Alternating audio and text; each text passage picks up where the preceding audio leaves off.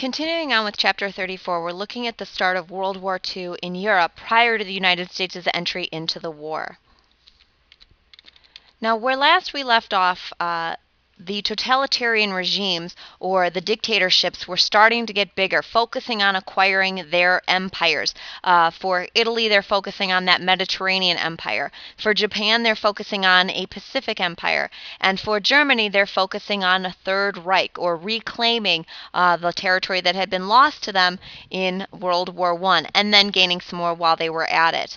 In 1938, no one had stopped Hitler from acquiring the Rhineland. No one had stopped Hitler from acquiring Austria. So now Adolf Hitler decided, okay, it's time to continue to get bigger and bigger and bigger. And so in 1938, the German army focused its aim on the Sudetenland. Now, the Sudetenland, this had been a territory that had once belonged to Germany at the end of World War I, but had been taken from them and given to the new nation of Czechoslovakia to serve as a buffer zone against any future attacks from Germany. Because remember, at the end of World War I, there was the sentiment, you can't trust Germany. The problem with the Sudetenland going to Czechoslovakia was that there were 3 million ethnic Germans living there. These are 3 million people who identified themselves as German. And one day they're living in Germany, the next day they're living in Czechoslovakia. So many of the people in the Sudetenland wanted to be reclaimed by Germany. But by this point, the major countries of Europe, aka Great Britain and France, are starting to get a little suspicious about what's going on over in Europe. And so a conference was called to meet with Hitler in Munich in 1938, where France, Great Britain, Italy, and Germany all met together in order to say, hey, Hitler, what's going on? At this meeting, though, France and Great Britain decided to allow Hitler to take the Sudetenland in order to avoid war. This is called a policy of appeasement. You give in to the aggressor in order to avoid war. Basically, what Hitler had said was, okay, guys, I get that you are angry about me taking this territory, but I swear, if you just let me have the Sudetenland, I will stop claiming territories. France and Great Britain went home. They were welcomed back as heroes because they had avoided war with Germany. They had made peace in our time, as Neville Chamberlain said when he came back to Great Britain. But the reality is that Hitler's not going to stop once he gains the Sudetenland. You can't give in to an aggressor. But at least in 1938, they think that they can avoid war through this method. So Hitler seized control of the Sudetenland, but now this left Czechoslovakia open to attack because that buffer zone, or that cushioning room that would have stopped a future attack, is now gone. This was a very mountainous region, a lot of trees, etc. And so without the Sudetenland, Czechoslovakia easily fell to Hitler in 1939. France and Great Britain at this time realized their mistake. They realized that you cannot give in to the demands of the aggressor and expect them to stop seizing control of territory. And so, looking at the map of Europe, you can see who's next on his list, and this is going to be Poland. Part of Western Poland, at least, had been part of Germany at the end of World War I. And so basically, France and Great Britain say to Poland, we promise to give our aid should Germany invade you, because they know what's coming next. The problem is that in 1939, Hitler signs a non-aggression pact with the Soviet Union. This is a two-part agreement with the Soviet Union and Joseph Stalin. The first part is that they agreed not to attack one another. That's the public part, a non-aggression pact, that Germany and the Soviet Union would not go to war. Obviously, that is not what's going to stay the case, but that's what they agreed to in 1939. The secret part of this was they also agreed to divide up Poland, that they would launch simultaneous attacks on the country of Poland, the Soviet Union taking the eastern portion and Germany taking the western portion. And so on September 1st, 1939, and this is the official start of World War II, the USSR and Germany launched simultaneous attacks on Poland. And Germany, at least, is using what's known as a blitzkrieg attack style. This literally means lightning war. It is lightning fast warfare moving across the face of Poland, using the Panzer tank divisions, using the German Air Force to take a lot of territory in a very short amount of time. This new mechanized war machine rolling across the face of Poland. This is very different from what World War I had been. Remember, World War I is very slow moving. They dug trenches in and they settled down. This is what France and Great Britain had expected to happen. They were completely blown away by how fast Poland disappeared from the map of Europe. 3 weeks and Poland was gone. They didn't even have time to come to the aid of Poland like they had promised. But now with this, France and Great Britain realized that appeasement isn't going to work, and they declared war on Germany. And World War II officially began. Here you see that orange section on the map is the Sudetenland, opening the door to Czechoslovakia, and then right away after that, Poland falls as well. The woman here, this is an ethnic German living in the Sudetenland, happy as the German army marches in. So obviously war has now been declared, and Germany is not going to sit idly by while France and Great Britain build up its weaponry against them. He's going to try to take them out next. But there is this weird period of time after war was declared, months after the declaration of war, where there was no battles between France and Great Britain versus Germany. This is known as the Phony War, where the Brits and the French stationed themselves along the Maginot Line in France, and the Germans were along the Siegfried Line in Germany. But very, very quickly, that's going to come to an end in April of 1940. Using, once again, that blitzkrieg style, Germany launches an attack and takes control of major portions of Europe, seizing Denmark, Norway, the Netherlands, Belgium, moving very, very quickly across the face of Europe, ending that phony war. France and Great Britain are totally taken off of guard as the German army starts marching into France from the north, pushing the French and British armies up against the sea. Literally, their backs are against the wall. This is not the trench warfare that they were used to from World War I. They were literally surrounded with their backs against the English Channel.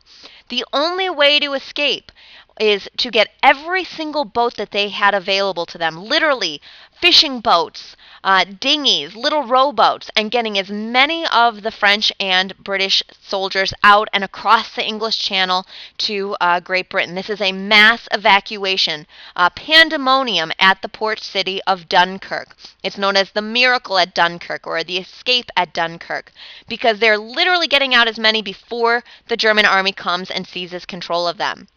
And with the escape of these British and French forces, they live on to fight another day. But now France is alone, and Hitler very easily secures control over Paris, while Mussolini moves in north. And just like that, France falls in 1940. All that's left now is Great Britain. Winston Churchill is standing alone. He has some aid from the Free French Army, who's operating out of Great Britain, but he is the last remaining country standing in the way of the Germans taking control of all of Europe. He is looking for support from the United States specifically.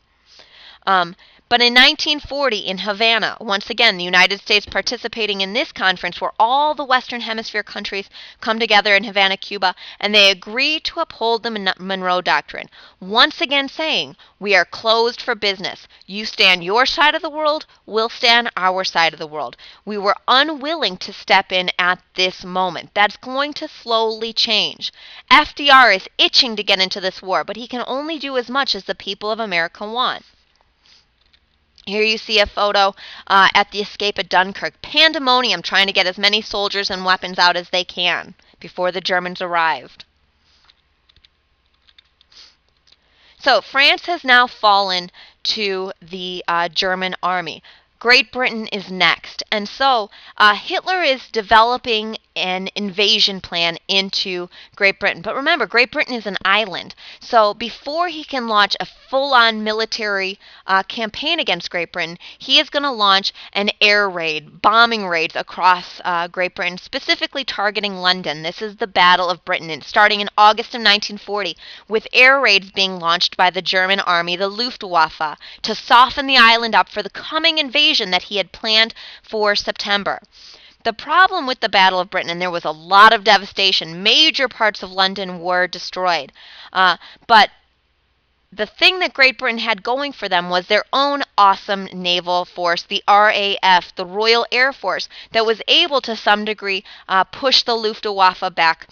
Also the fact that London had an underground subway system, and so many of the people took refuge in the underground rail system in order to survive the day.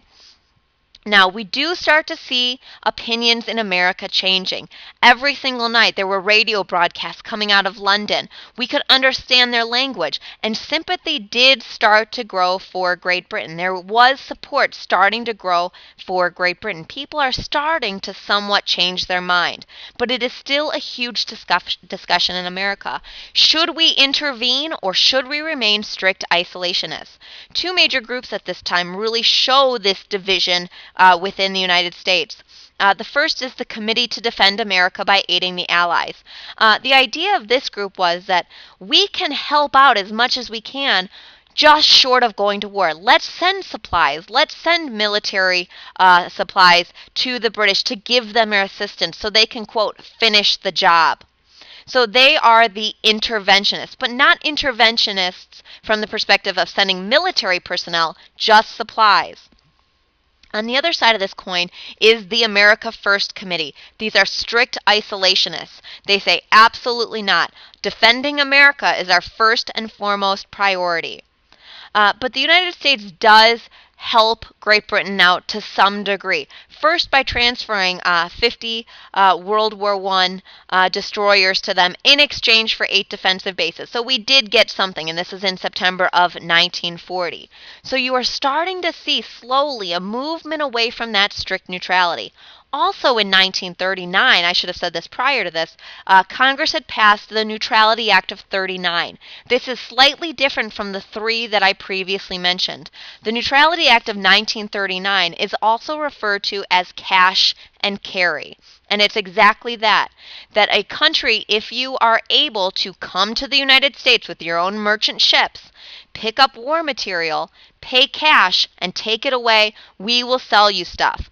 But with the Neutrality Act of 39, or cash and carry, we were still unwilling to send our own American merchant ships overseas because of what we had seen during World War I, when we were pulled into this war when so many of our merchant ships had been destroyed by the U-boats.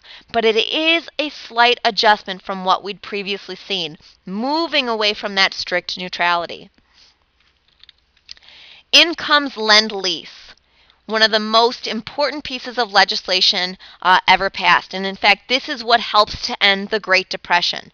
By 1941, January of 1941, FDR is telling Congress cash and carry is no longer adequate, that Neutrality Act of 39 is no longer adequate. We really need to help Great Britain out. They're the last one standing. He wanted to change away from cash and carry to what he called Lend-Lease. And what this is basically we will now deliver war material, food, whatever Great Britain needs, and they can pay us back at a later date. Literally, we will lend it to you, or we will lease it to you, and we will bring the stuff to you as well, meaning that we are going to start convoying it across the Atlantic Ocean. FDR wanted to be the, quote, arsenal of democracy. Once again, give Great Britain the tools so they can finish the job. Not proposing manpower, just stuff.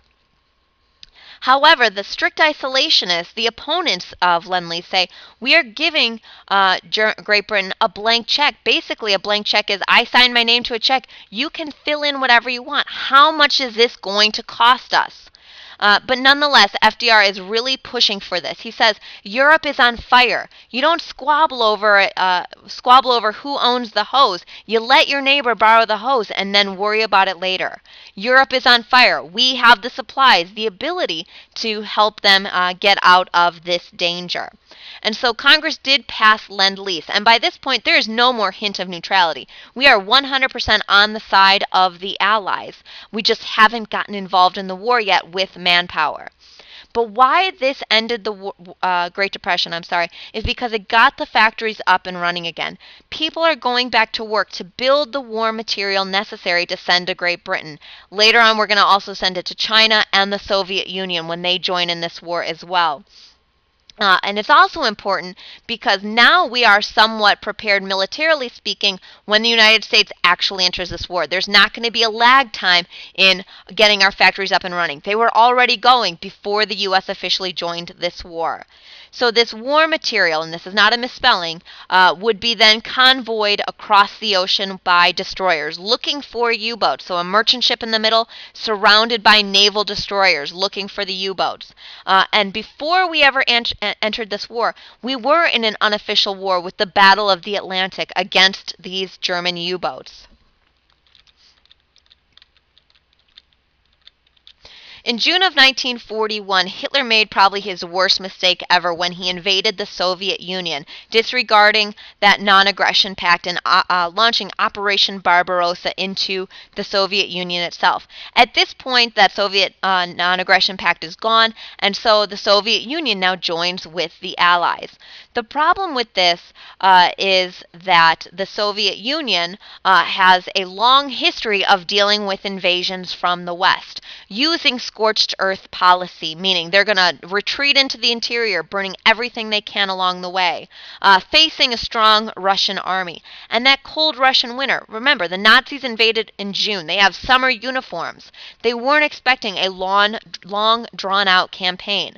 But by winter of 1941, it's a whole lot colder in mainland Russia than they were expecting.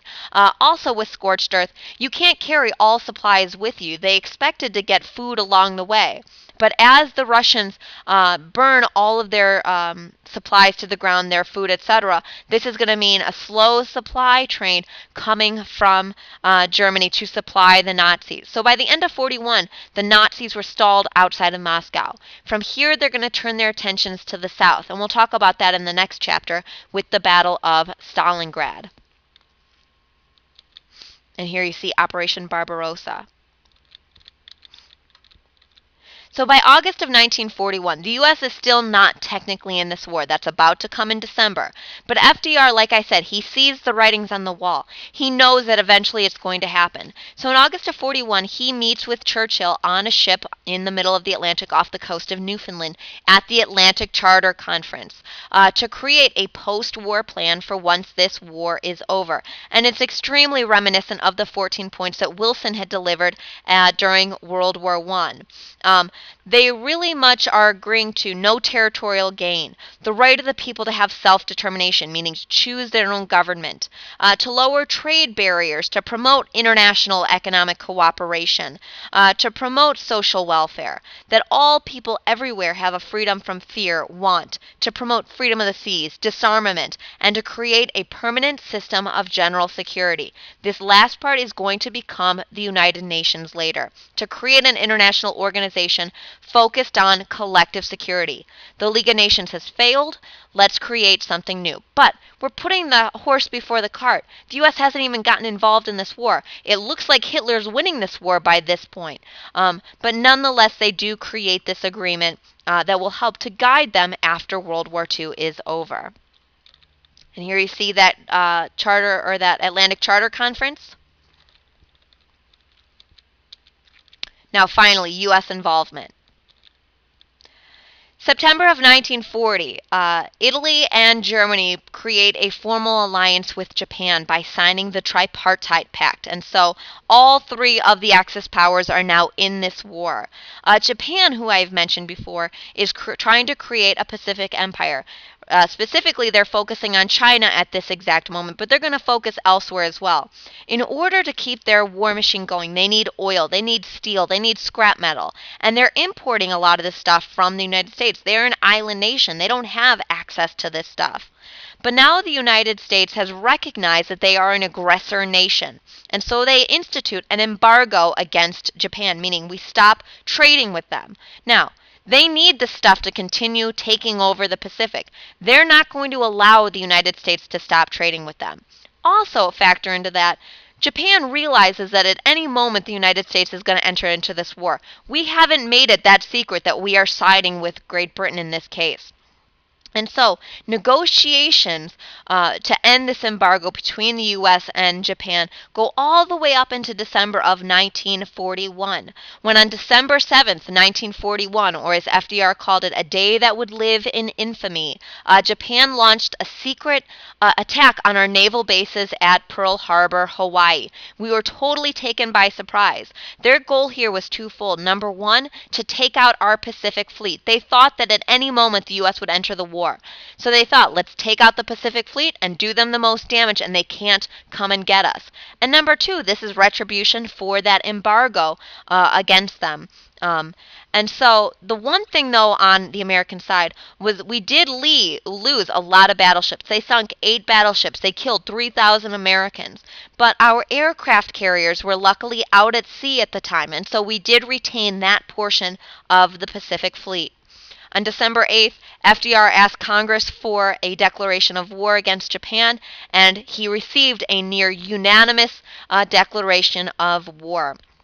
So the United States is now officially at war with Japan. On December 11th, Italy and Germany declared war on the United States because of that tripartite pact. And so the discussion over whether or not to intervene is over. It is everyone is backing the United States' participation in this war because the United States was attacked. Patriotism and instant unity is going to reign. Here you see the attack on Battleship Row, as it was called, on December 7th, 1941. And here you see a political cartoon, obviously a very racist one, depicting a kamikaze pilot on its way down into Hawaii. And that is it for Chapter 34.